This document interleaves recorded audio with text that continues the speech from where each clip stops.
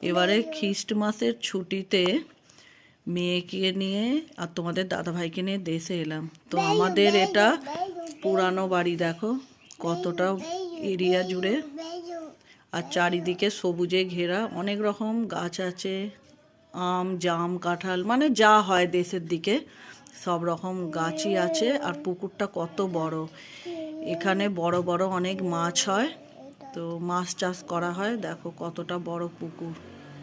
তো মেয়েকে আমি ঘুরে ঘুরে সব কিছু দেখাচ্ছি যে দেখ এটা আমাদের আগের বাড়ি, এখন আর একটা বাড়ি করেছি। আর তোমাদেরকে কিন্তু আমি বাড়ির একটা দিকই দেখাতে পারলাম, ভিতরটা দেখাতে পারলাম না, অনেকটা বড় তো ভিডিওটা তাহলে অনেক বড় হয়ে যাবে। বাইরের দিকে যতটা তুলতে পেরেছি বাইরের পোর্শনটা আমি তোমাদেরকে দেখাচ্ছি। দেখো বাইরের দিকটা এখন রং করা হয়নি।